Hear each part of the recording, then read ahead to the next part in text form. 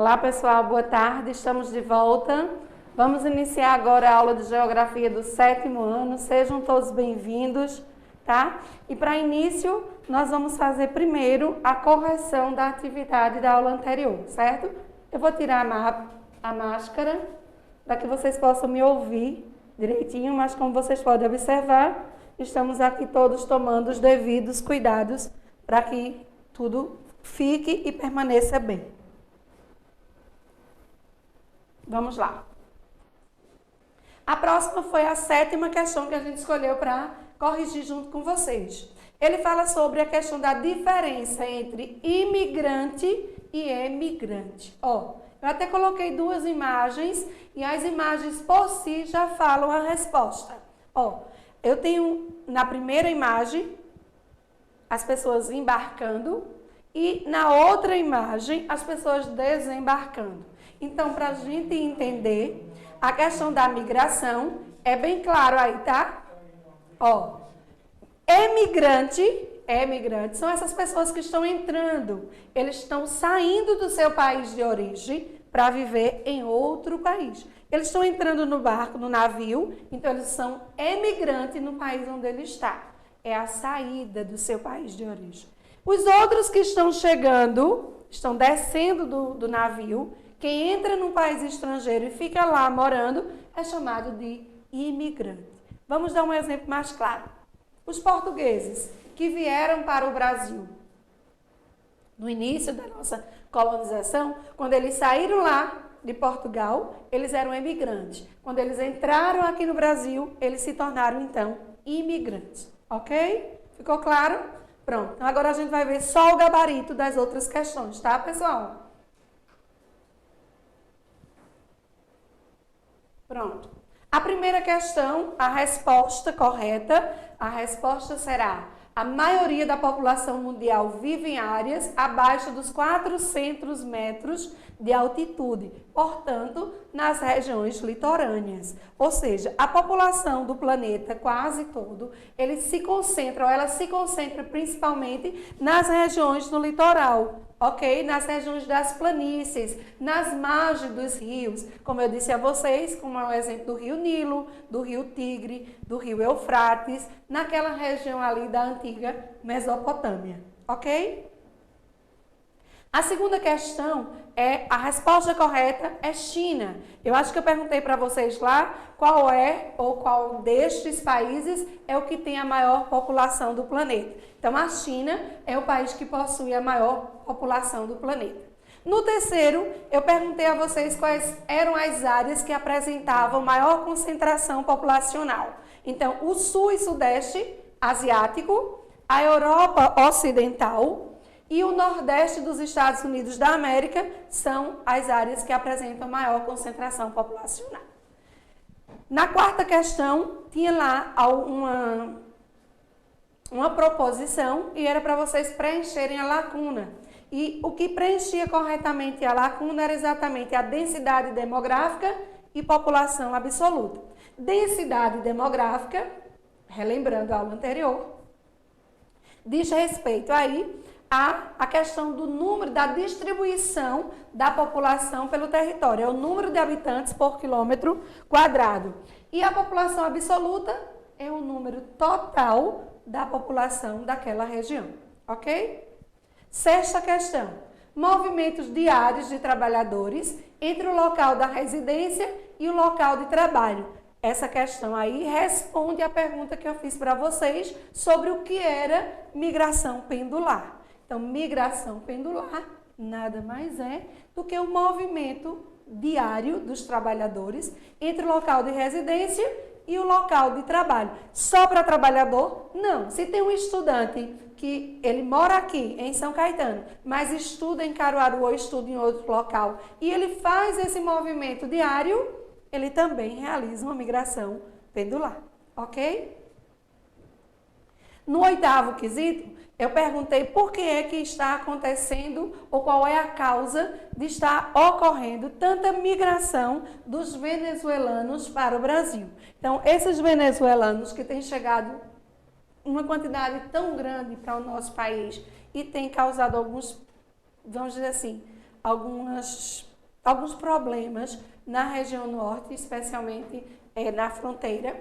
Eles vêm para cá exatamente em decorrência de uma grave crise política e econômica, e além disso humanitária, que se instaurou na Venezuela. Então eles vêm em busca de ajuda, eles vêm em busca de abrigo mesmo, certo? Na última questão, a nona questão, eu perguntei para vocês, dentre aquelas opções, qual era a principal causa das migrações que acontecem no mundo. Então, uma das principais causas, ou a mais importante delas, é exatamente a migração econômica, que é aquela que as pessoas vão em busca de empregos melhores, em busca de uma qualidade de vida melhor. Ok, minha gente? Então, finalizamos aqui a correção das atividades da aula anterior e agora a gente vai começar na nossa aula de hoje, certo? E como a gente vai falar no 7º ano sobre o Brasil, a gente vai dar continuidade agora falando sobre a formação da população brasileira. Como foi que se formou a população brasileira? Quais foram os grupos que contribuíram para que a gente tivesse aquela miscelânea que nós temos, aquela mistura, aquela miscigenação? Quais foram os povos que contribuíram? Então, nessa imagem, vocês já têm a resposta para o meu questionamento. Observe. Eu tenho os indígenas. Quem são os indígenas? Os grupos nativos que já existiam aqui no nosso território antes mesmo da chegada dos colonizadores. Os povos europeus e asiáticos, os europeus em quantidade maior, sobretudo os portugueses, que são os chamados brancos, e também os africanos, os escravos, os negros, que foram trazidos da África por meio de uma migração forçada. Ou seja, eles não escolheram vir para cá, eles foram trazidos à força, certo? E foram explorados. Esses povos, esses 3 grupos, eles contribuíram para que nós tivéssemos a composição étnica que nós temos hoje. Eles são a base, a matriz étnica do território do nosso Brasil. Vejam só. A composição, a distribuição por cor ou raça no Brasil nessa tela. Eu tenho do ladinho aí para vocês acompanharem a miscigenação, o caboclo ou mameluco, que é aquela mistura do branco mais o índio. Vamos ter o caboclo ou mameluco. Eu tenho o africano com o branco, que vai ter o mulato, e vamos ter o cafuso, que é aí a mistura do negro com o índio. De acordo com esse gráfico que eu coloquei aí para vocês, há uma distribuição aí. Os pardos, eles são a maioria na população do país, como vocês podem observar, e a gente tem uma quantidade bem grande, bem considerável na região norte do Brasil, certo? 44%, 46% da população brasileira faz parte desse grupo de pardos, 44,2% de brancos. Então, a maioria ainda é dos pardos, certo? E ali a distribuição por regiões. Norte, 72,3%, o Nordeste tem 64,7%, o Sudeste, 37,6%, o Sul, 18,7% e o Centro-Oeste, 55,3%. É assim que está distribuída a população por cor e raça no Brasil. Ok? Vamos lá. Bem rapidamente sobre os indígenas. Os indígenas, autodeclarados, eles compõem apenas 0,3% da população brasileira. Eles somam hoje menos de 1 milhão de habitantes, são exatamente 817.963 indígenas, segundo dados do IBGE. As populações indígenas, elas podem ser encontradas por todo o território do Brasil. Então, ele não se restringe porque o norte tem uma maior quantidade. É verdade. A região norte é quem possui a maior quantidade de indígenas, mas não é exclusivo, certo? Ele se distribui por todo o território brasileiro. Então, eu vou ter aí uma concentração maior realmente nessa região norte e na região centro-oeste. Mas as demais regiões também possuem indígenas. Dessa composição indígena, eu tenho 3 etnias que se destacam em maioria. São os ticunas, o Guarani Kaiowá e os Kaiowá, eles são maioria na composição. São em torno, a maioria vive nas zonas rurais, certo? A maior parte dessa população indígena ainda vive nas zonas rurais e a outra parte vive nas cidades, vivem aculturados, ok? Somam mais de 300 etnias e falam mais de 274 idiomas. Então, é uma população muito rica, mas que ainda passa ou perpassa por uma situação aí de legalidade.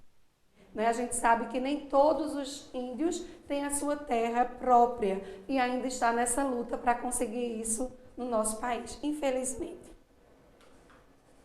Os europeus, em 2010, de acordo com o censo, a quantidade, ele constituía 45,53% da população, sobretudo nas regiões sul e sudeste. Certo? A maioria da nossa população era branca nessa quantidade. A gente está mandando um alô aí para Igor Nascimento, Pedro Arthur e Bruna Amaral. São meus ex-alunos, não são? Eu acho que são. Muito bem, minha gente. Dá vontade de voltar ao 7º ano para estudar. Que coisa boa, minha gente.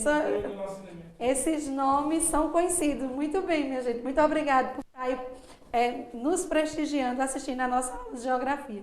Que bom. Vamos lá. Então, os europeus, em 2010, como eu disse a vocês, eles somavam 45,53% da população brasileira e predominava, sobretudo, no sul e no sudeste, certo? A maior quantidade de população europeia se concentra exatamente nesses dois estados. Só existem esses? Não. Os portugueses, os italianos, os franceses, eslavos, holandeses, todos eles. Em maior quantidade, como eu disse a vocês no início, os portugueses, ok? Ali tem uma imagenzinha vamos dizer assim, a prole, dos europeus, uma imagem belíssima.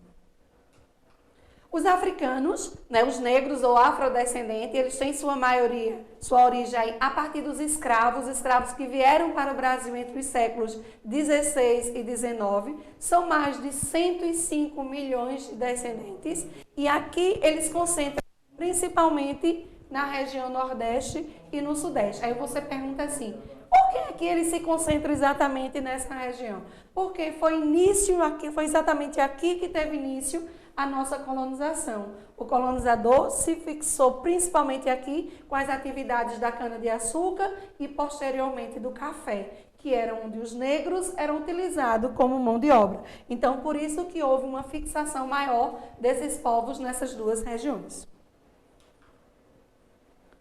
No que diz respeito ao crescimento da população, a gente vai viver agora um momento de a gente entender o que é que está acontecendo com a população brasileira, a questão etária, certo? Então, observem direitinho este gráfico aí. Eu vou dar para vocês dois momentos.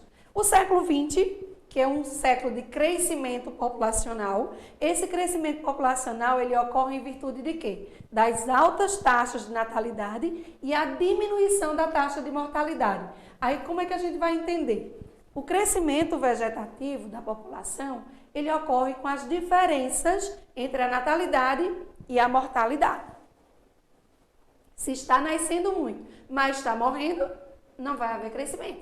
Altas taxas de natalidade e diminuição da mortalidade, então está nascendo mais do que morrendo. Então haverá um crescimento populacional. O que foi que fez, ou qual foi a causa responsável, o fator, para que houvesse uma diminuição nas taxas de mortalidade?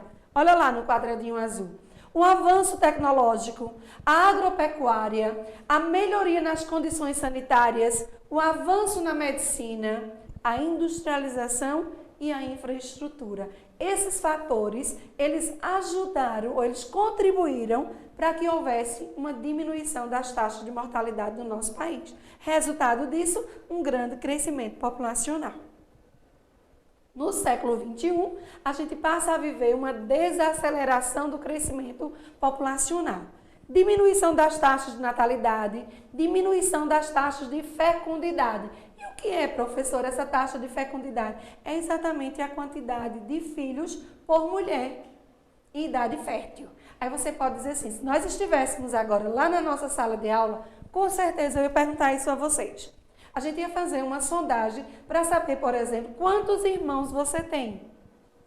1, 2, 3, nenhum é filho único, porque essa é a realidade do nosso país hoje. Se eu fizesse essa mesma pergunta há 30, 40 anos atrás, a gente ia ficar assim, ó, estarrecido com a quantidade de filhos por mulher. A gente vai ver um decréscimo constante. Vou dar um exemplo para vocês. Eu venho de uma família, eu só tenho 3 irmãos, então somos 4. Mas eu tenho uma tia que teve 18 filhos. Olha a quantidade de filhos. 18 filhos são muitos filhos. Então, naquela época, 40 anos atrás, as mulheres tinham uma quantidade de filhos muito maior do que hoje. Se você perguntar à sua avó, à sua bisavó, você vai entender o que eu estou falando. Eram famílias numerosas. A mãe de vocês, ou as outras que vieram depois, elas já não têm mais a mesma quantidade de filhos. Elas vão ter 1, vão ter 2. As mais exageradas, como eu, tem 3. Mas isso não é muito comum. Hoje a maioria prefere apenas 1, 2 filhos. Por que isso acontece, minha gente? Porque a mulher passou então a entrar no mercado de trabalho. Ela passou então a fazer o seu próprio planejamento familiar. Então agora ela decide quando ela quer ter filho, se quer ter filho ou se quer pensar primeiro na sua parte profissional. Então, isso são fatores que ajudou a fazer a diminuição dessas taxas de fecundidade. A participação da mulher no mercado de trabalho, o aumento do uso dos métodos contraceptivos contribuíram aí para que houvesse um aumento na qualidade de vida. Então, um aumento na expectativa de vida, que a gente vai ver que isso está fazendo com que a população brasileira mude a nossa pirâmide etária. Então, aquela pirâmide que era igualzinho à forma de uma pirâmide, já não é mais. Tá certo? Então, a gente vai passar aqui para a gente entender. Ficou claro essa parte? Século XX foi um século de crescimento populacional. Século XXI,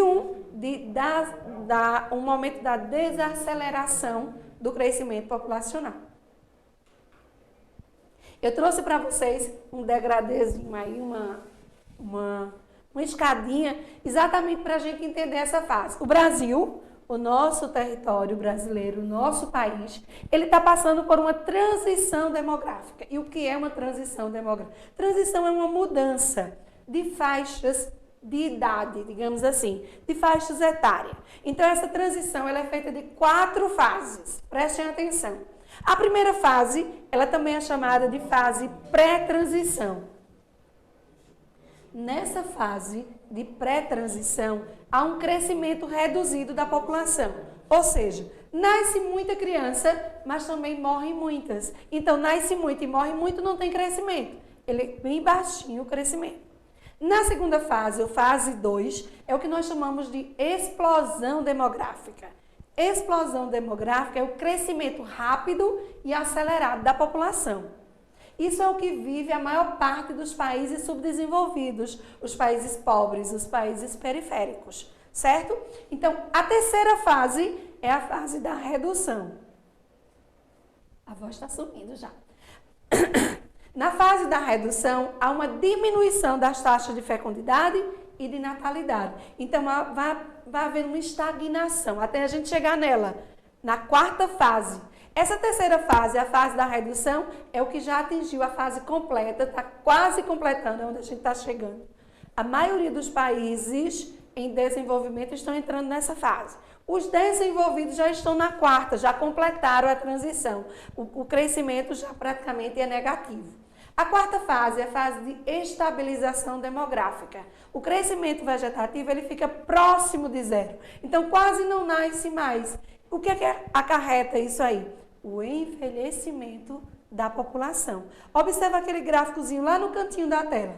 Ele traz a taxa de natalidade, a taxa de mortalidade e o crescimento nas 4 fases. Observa a curva bem grande quando a gente está na terceira fase. Ó, eu estou saindo na segunda fase, tem a explosão e eu começo a reduzir, a descer até estagnar. Ok? Vejam. Só um instante.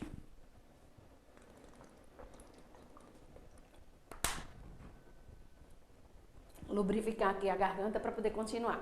Vê só, esse gráfico ele é fantástico, eu me apaixonei por ele quando eu vi.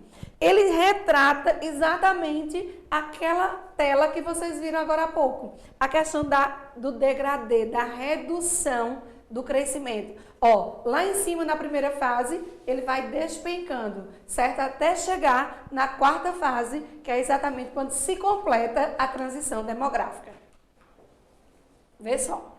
Neste outro aqui, a gente tem uma justificativa para esse crescimento.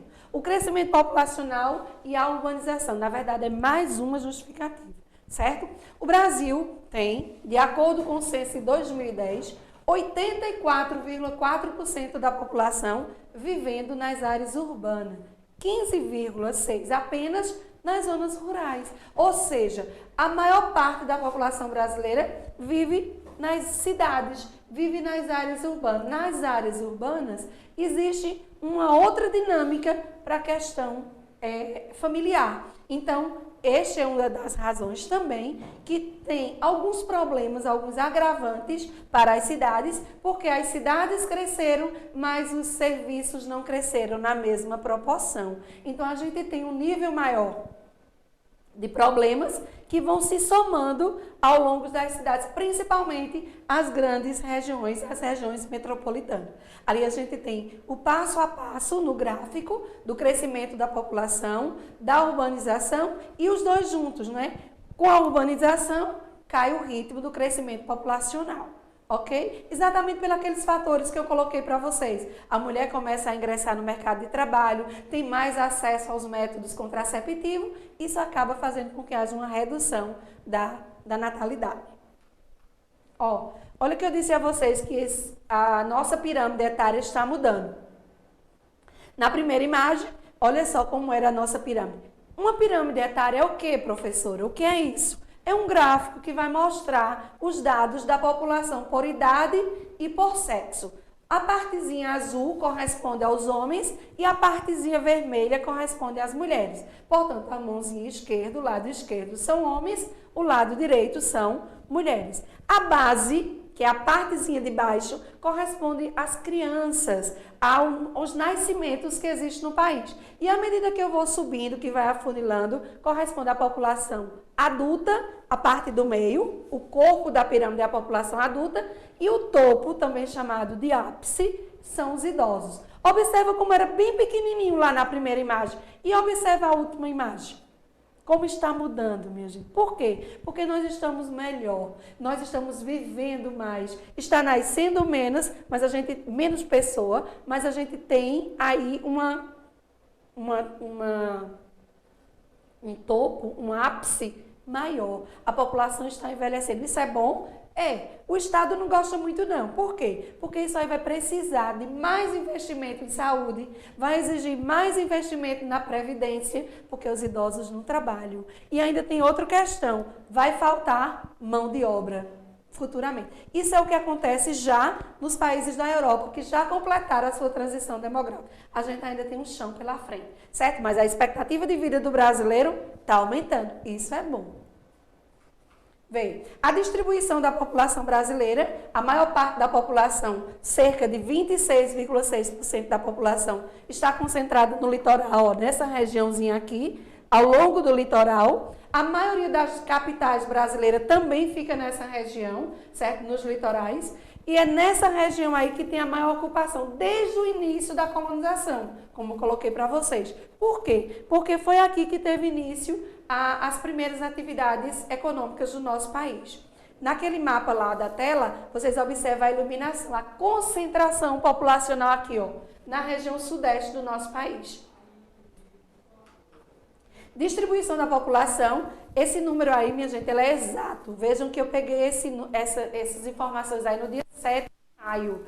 Existe um site na internet que ele tem instantâneo, assim, naquele momento, quantos são os brasileiros? Ó, 211.485.122 brasileiros era naquele dia, às 22 horas, 8 minutos e 22 segundos. Já deve ter bem mais, certo? Então, essa população, ela se concentra no litoral, especialmente do sudeste, da zona da Mata Nordestina, aqui, ó, zona da Mata Nordestina e também no sul do Brasil. Essas são as 3 áreas que apresentam a maior concentração populacional. Juntas, elas têm 82% da população e ocupam 36% do território brasileiro. A densidade demográfica nada mais é do que a distribuição da população pelo território. Eu vou pegar aqueles 211 milhões de pessoas que tem e vou distribuir pelo Brasil. Se a gente fizer isso, a gente vai ter em média 24,7 habitantes por quilômetro quadrado. É uma densidade demográfica pequena se a gente comparar com outros países. Tem país por aí que tem, por exemplo, 8 mil pessoas por quilômetro quadrado, que tem 300 pessoas, 400. A gente tem 24, porque a gente tem um território muito grande. Então, a densidade demográfica é o número de habitantes por quilômetro quadrado. Isso faz do Brasil um país populoso, porque a gente tem mais de 200 milhões de pessoas, mas pouco povoado, porque a gente tem um número de habitantes por um quadrado pequeno. O Brasil é um país populoso, porque tem uma grande população absoluta, mas é pouco povoado, porque a densidade demográfica é baixa. Ok? Ficou claro? Densidade demográfica e densidade relativa é a mesma coisa. Fluxos populacionais, o Brasil apresenta uma baixa densidade demográfica, já falei para vocês, e essas duas cidades aí, ó, São Paulo e Rio de Janeiro, são os que apresentam a maior densidade demográfica. 365 habitantes no Rio de Janeiro e 116 em São Paulo. Um detalhe, a gente é pouquíssima, ou a gente tem aí pouquíssimos habitantes. Observa a Bélgica tem 342. O Japão tem 337. Então, comparado com eles, nós temos uma densidade ainda bem pequenininha. Isso, minha gente, a nível nacional. Se a gente for pegar por região, a gente vai ter aqui o centro-oeste e o norte do Brasil verdadeiros vazios demográficos. Aqui, aproximadamente 7 habitantes, e aqui em torno de 4 habitantes por quilômetro quadrado. É bem pequenininho mesmo, né? Aqui, envelhecimento da população que eu falei para vocês. A gente está chegando nessa fase. O Brasil está ingressando em uma nova configuração do perfil demográfico. O número de brasileiros acima de 65 anos deve quadruplicar no ano de 2060. Hoje já são quase 30 milhões de brasileiros acima de 60 anos. Isso é muito bom, certo? Embora a gente tenha alguns problemas agora, diante dessa pandemia, a gente vai ter um Brasil diferente, infelizmente. Um mundo diferente. Né? Esse novo coronavírus, o Covid-19, ele tem uma mortandade muito maior entre os idosos. Então, infelizmente, a gente vai ter países mais jovens e menos sábios diante dessa pandemia. Queira Deus que tudo isso passe logo. Nossa, gente, aqui estamos nós, uma mistura de raça, essa miscelânea inteira para a gente terminar.